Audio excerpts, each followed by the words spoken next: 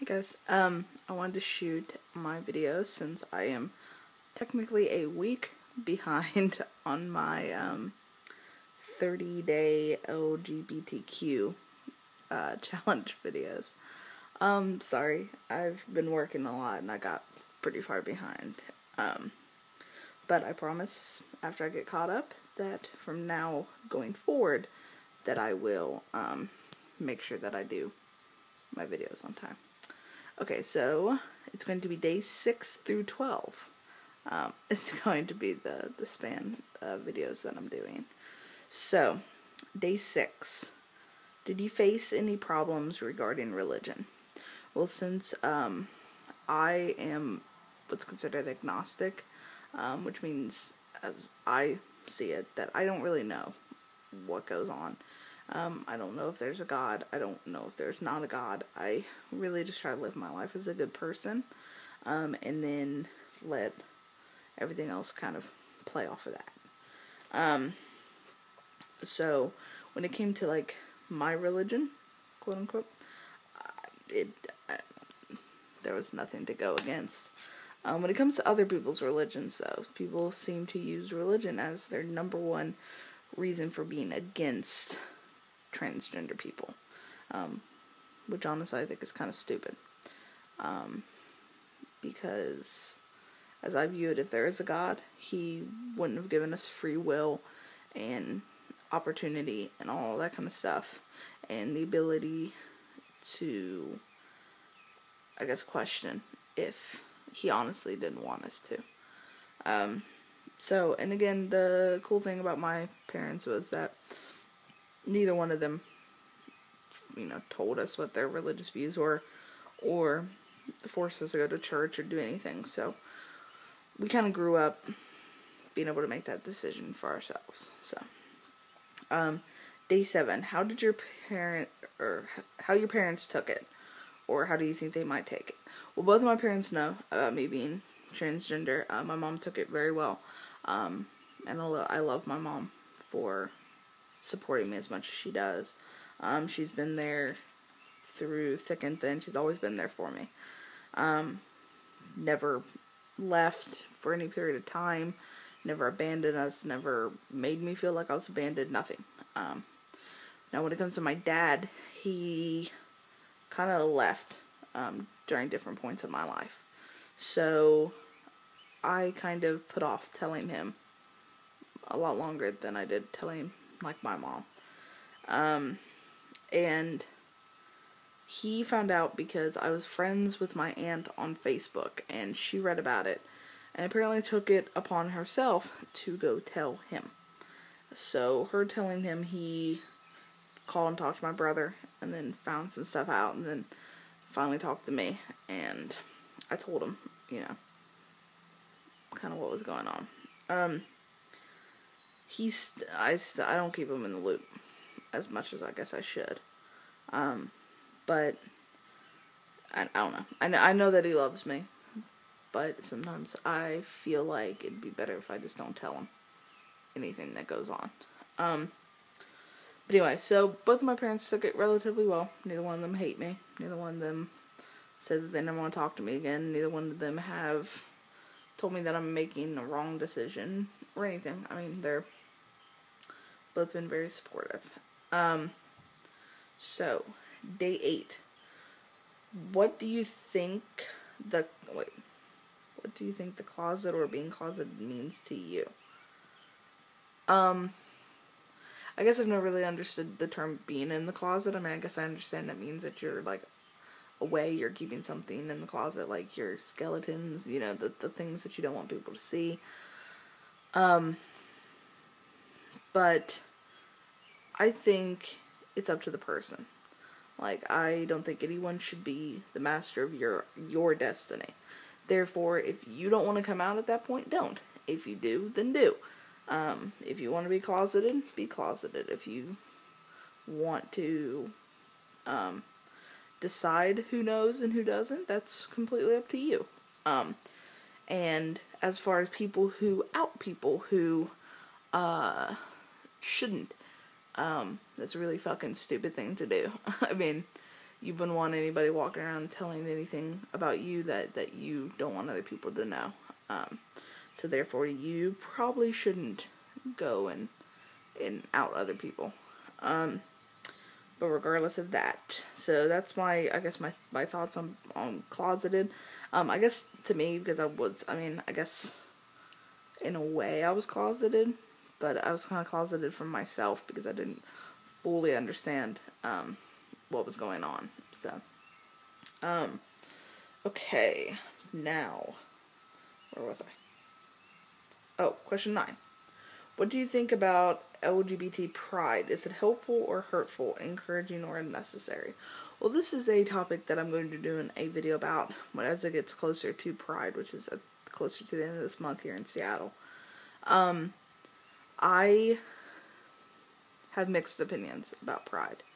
I think if you're proud of who you are and you want to show how far you've came and how far your group of people have came, or your society or whatever, then you need to act respectfully. Dancing around half naked and making out with people and throwing glitter at people and doing it all for the shock factor, I think is kind of that's what I'm thinking of. It's a word I use all the time and now I can't think of it. Counterproductive. There we go. It's kind of counterproductive. I mean, if I knew a group of people took a really long time to make sure that I had the rights that I had, and helping my group of people show that we're citizens and that we're just as much as you do, and that we're quote unquote normal human beings and members of society, but then to go around and be obnoxious and shove it down people's throats, I think acts counterproductively. But again, I'll do a bigger video on that when I can actually, jot down all of my ideas and thoughts. Day 10. What does marriage mean to you? I guess how I view marriage is, because being a child of divorce, I think marriage is just standing in front of a bunch of people and vowing your love for each other. Let me rephrase that. In the way of two people wanting to get married, there's two different sides of it. There's the emotional side of it, and then there's the financial, legal side of it. I can understand wanting to get married to somebody for that legal side of it, for the fact that if your partner dies or is dying, that you should have the right to act as that, that's that second party, whatever the hell it's called, a power of attorney or whatever. And that if your partner dies and you guys have built a life together and they have health, have life insurance, you should be able to get that. That's part of having that, that bond, that connection. Now, when it comes to the actual emotional connection of a marriage, I want to stand and do taxes in front of 100 of our friends and get married. I think that's a little bit overrated, But I can understand definitely for the legal side of it why you would want to get married. Personally, I don't think I'm ever going to get married, so but that's a personal choice. So, day 11. Your favorite LGBT book or one you'd like to read. If I can remember the name of it. The Lives of Circus Animals, I think is what it's called. But it's a great book. Not to get too much into the plot, but it's written from a lot of different people's standpoints, and it's about actors and stage actors and a writer and his sister, and this weird connection between everybody, and it's a great book, so you should definitely check it out. It's funny, I'm sitting talking about how much I like the book, but I don't really remember the name of it. Let's see if I can look it up. Lives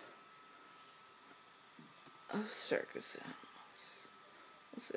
Lives of Circus Animals. There we go. Let's see. Yes, it is called Life of the Circus Animals, a novel. And it is by... Sorry. Christopher Braum is who it's by. And, again, I would definitely recommend reading it. It's pretty fun, and it has a lot of twists, and I definitely enjoyed reading it. Now, on to question 12. Your favorite LGBT movie, if you have one, or one that you would like to see. I don't think I really have one, honestly. A movie that has a gay guy in it that I really liked was As Good as It Gets, because I think, God, I'm like blanking. What is his name? Greg Kinnear. I think Greg Kinnear did an awesome job in that movie. But God, I can't really think of it anymore. I love The Birdcage. I thought that was a really good movie. As much as people talk about Trans America, I think is what the movie was called, I'm not really interested in seeing it, but that's just me. But